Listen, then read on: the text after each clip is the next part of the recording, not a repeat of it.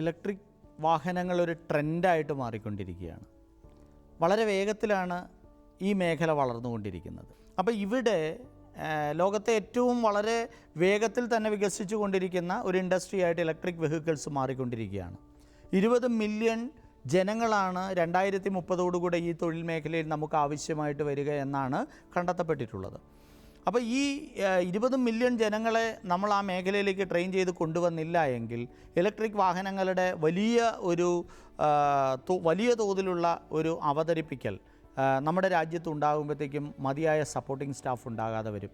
ആ ഒരു development process കുറേ കൂടെ കാലതാമസം വന്നേക്കാം.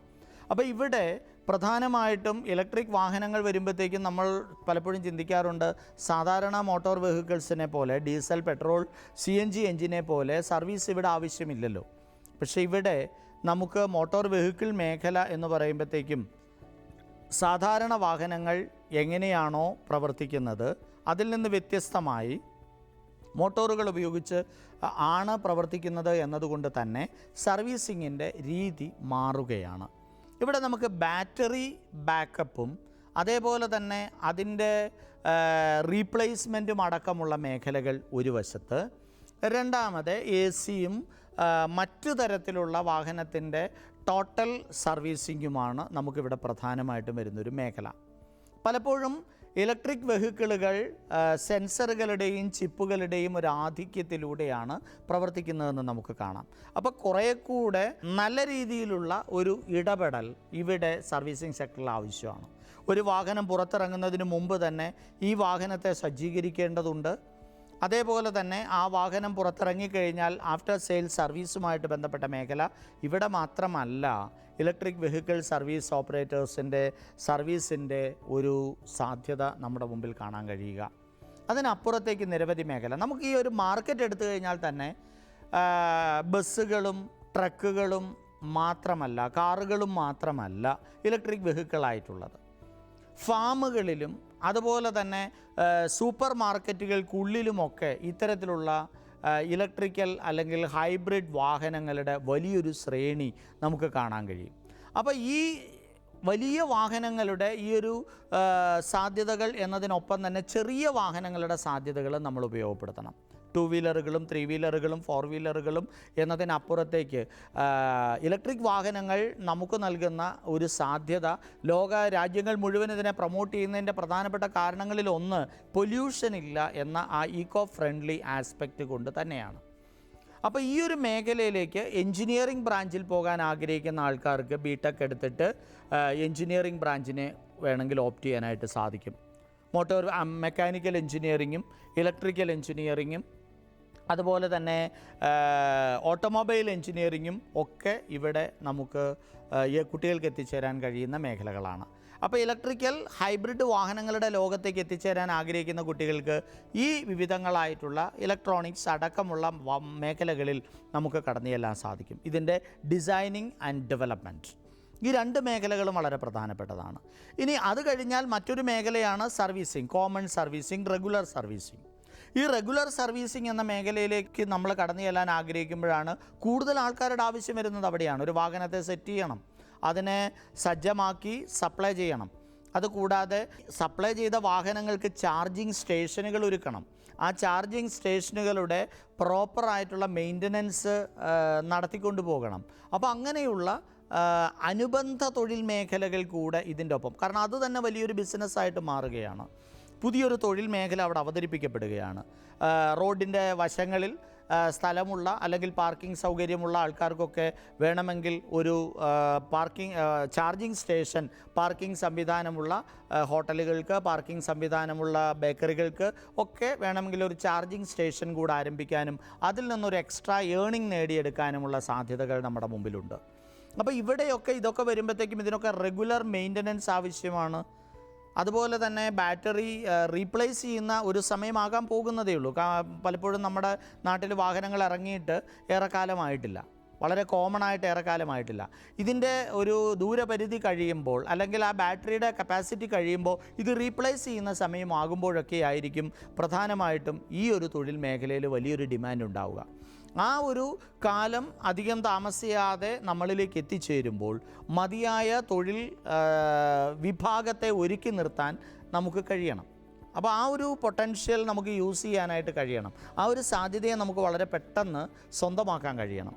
അപ്പോൾ അതിനു വേണ്ടിയിട്ടാണ് ഇത്തരത്തിലുള്ള ഇലക്ട്രിക്കൽ വാഹനങ്ങളുടെ സർവീസ് സെക്ടറിൽ പുതിയ കോഴ്സുകൾ സർക്കാർ തലത്തിൽ, അതും NSQF പ്ലാറ്റ്ഫോമിൽ തന്നെയാണ് ആരംഭിക്കപ്പെട്ടിട്ടുള്ളത്.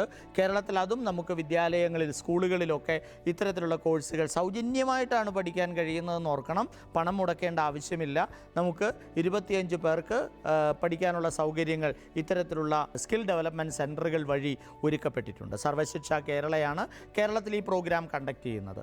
നാഷണൽ ലെവലിലും ഇത്തരത്തിലുള്ള അനവധി പ്രോഗ്രാമുകൾ വിവിധ സംസ്ഥാനങ്ങളിൽ ആവിഷ്കരിച്ച് നടപ്പാക്കിക്കൊണ്ടിരിക്കുന്നു. അപ്പോൾ വാഹന വിപണിയിൽ നമുക്ക് പരമ്പരാഗതമായിട്ടുണ്ടായിരുന്ന തൊഴിൽ മേഖല പതുക്കെ ഇനി അങ്ങോട്ട് ഇല്ലാതായിക്കൊണ്ടിരിക്കും. ഡീസൽ, പെട്രോൾ, മെക്കാനിക് എന്ന് പറയുന്ന ആ ഒരു തൊഴിൽ മേഖല പതുക്കെ ഇല്ലാതാകുമ്പോൾ ഇവർക്ക് തൊഴിൽ നഷ്ടം സംഭവിക്കും. ആ തൊഴിൽ നഷ്ടത്തിൽ നിന്ന് അവർക്ക് കരകയറണമെങ്കിൽ സ്വാഭാവികമായിട്ടും വരും കാലഘട്ടത്തിൻ്റെ പുതിയ വാഹന സംസ്കാരവുമായിട്ട് അവർ പൊരുത്തപ്പെടണം. വാഹനങ്ങളുടെ പുതിയ സാങ്കേതിക വിദ്യയുമായിട്ട് അവർ പൊരുത്തപ്പെടണം. അപ്പോൾ അവർക്ക് അവരുടെ ആ ഒരു സ്കിൽ ഗ്യാപ്പ് ഉണ്ടാകാതിരിക്കാൻ, അവരുടെ ജോബിനെ പതുക്കെ ഡിക്ലൈൻ ചെയ്യുന്ന സമയത്ത് പതുക്കെ ഇപ്പുറത്തോട്ട് ട്രാൻസ്ഫോം ചെയ്തുകൊണ്ട് അവരുടെ തൊഴിൽ മേഖലയിൽ അവരുടെ സാന്നിധ്യം ഉറപ്പിച്ചു നിർത്തുന്നതിനും ഈ ഒരു അഡീഷണൽ സ്കിൽ സ്വന്തമായി നേടുന്നതിനുള്ള പരിശ്രമങ്ങൾ ആവശ്യമാണ്. അതിനു വേണ്ടിയിട്ടുള്ള പരിശ്രമങ്ങളായിരിക്കണം ആൾക്കാർ നടത്തേണ്ടത്. തൊഴിൽ മേഖലയിൽ പ്രവർത്തിക്കാൻ ആഗ്രഹിക്കുന്ന, ഈ മേഖലയിൽ പ്രവർത്തിക്കാൻ ആഗ്രഹിക്കുന്ന ആൾക്കാർ നടത്തേണ്ടത്. അപ്പോൾ അതിനു വേണ്ടിയിട്ടുള്ള തയ്യാറെടുപ്പുകൾ, അത് വലിയ വിശാലമായ പഠന മേഖലയിലേക്ക് പോകേണ്ട ആവശ്യമൊന്നും പലപ്പോഴും ഇല്ല. അതിൻ്റെ ഡിസൈനിങ് ആൻഡ് ഡെവലപ്മെൻറ്റ് വരുമ്പോൾ മാത്രമാണ് നമുക്ക് ഒരു റെഗുലറായിട്ടുള്ള നിയതമായ വിദ്യാഭ്യാസ ശൈലിയിലൂടെ മുന്നോട്ട് പോകേണ്ടി വരിക. സർവീസിംഗ് മേഖലയിൽ പ്രവേശിക്കുന്നതിന് പലപ്പോഴും അത്രയും വലിയൊരു ഡ്യൂറേഷൻ, അത്രയും ഇൻഡെപ്തിലുള്ളൊരു പഠനത്തിൻ്റെ ആവശ്യം വരുന്നില്ല. അപ്പോൾ അതുകൊണ്ടാണ് ഈ രീതിയിലുള്ള ഒരു ട്രെയിനിങ് പ്രോസസ്സിന് നമ്മൾ തുടക്കം കുറിച്ചിട്ടുള്ളത്. ആ സാധ്യതകളെ ഉപയോഗപ്പെടുത്താൻ സാധിക്കും. നമുക്ക് വരും കാലഘട്ടത്തിൽ ഇലക്ട്രിക് വാഹനങ്ങളുടെ എണ്ണത്തിൽ വലിയ തോതിലുള്ള വർധനവ് തന്നെയാണ് ഉണ്ടാകാൻ പോകുന്നത്. ആ വലിയ തോതിലുള്ള വർധനവ് ഉണ്ടാകുമ്പോൾ ഇതിൻ്റെ സെയിൽസ് ആൻഡ് സർവീസ് എന്നതിനപ്പുറം നമുക്ക് ബാറ്ററികളൊക്കെ പാക്ക് ചെയ്ത് സെപ്പറേറ്റ് ആഡ് ഓൺ ചെയ്യാൻ കഴിയുന്ന രീതിയിലേക്ക് നാളെ ഒരിക്കൽ വാഹനങ്ങളുടെ സ്ട്രക്ചർ ചേഞ്ച് ചെയ്യപ്പെട്ടേക്കാം. അങ്ങനെ വരുമ്പോഴത്തേക്കും നമുക്ക് അതൊരു പുതിയ തൊഴിൽ ബിസിനസ് മേഖല അവിടെ വളർന്നു വരും. നമുക്ക് റീപ്ലേസ് ചെയ്യാൻ സാധിക്കും. ബാറ്ററി തന്നെ ഇപ്പോൾ നമ്മൾ 1 മണിക്കൂറോ അല്ലെങ്കിൽ 3/4 മണിക്കൂറോ ചാർജ് ചെയ്യുന്നതിന് വേണ്ടി ചിലവഴിക്കുന്നുണ്ടെങ്കിൽ ഇനി അത് നമുക്ക് ആവശ്യമില്ല. ഒരു കടയിലേക്ക് ചെന്ന് കഴിഞ്ഞാൽ ബാറ്ററി പാക്ക് വളരെ പെട്ടെന്ന് മാറി മിനിറ്റുകൾക്കകം പുതിയ ബാറ്ററിയുമായിട്ട് ഈ ബാറ്ററി റീപ്ലേസ് ചെയ്തുകൊണ്ട് പോകാൻ കഴിയുന്ന രീതിയിലുള്ള പുതിയ സമ്പ്രദായങ്ങളിലേക്ക് ഒരുപക്ഷെ ഇനിയുള്ള കാലം മാറും.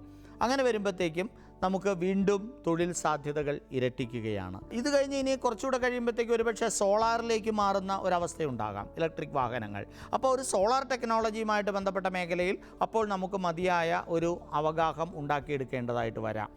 അങ്ങനെ വലിയ തോതിലുള്ള മാറ്റങ്ങൾ ഈ പറയുന്ന വാഹന സർവീസിംഗ് രംഗത്ത് വരാൻ പോകുന്നു.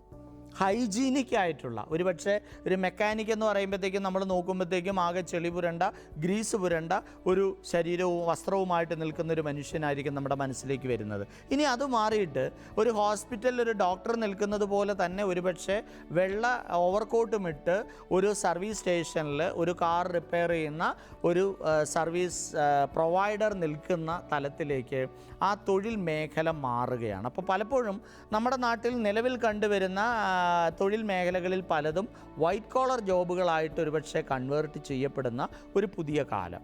ആ കാലഘട്ടത്തിലെ ഏറ്റവും പ്രധാനപ്പെട്ട ഒരു തൊഴിൽ മേഖല തന്നെയായിരിക്കും നമ്മളുടെ ഇലക്ട്രിക് വാഹനങ്ങൾ നമുക്ക് സമ്മാനിക്കുക. ആ ഇലക്ട്രിക് വാഹനങ്ങളുടെ ഒരു പുതിയ ലോകത്തേക്ക് നമ്മൾ കടന്നു ചെല്ലുമ്പോൾ ഓർക്കേണ്ടത്, ഒരു +2 കഴിഞ്ഞൊരു വിദ്യാർത്ഥിക്ക് സ്വന്തമായിട്ട് ഒരു തൊഴിൽ ആരംഭിക്കാൻ കഴിയും.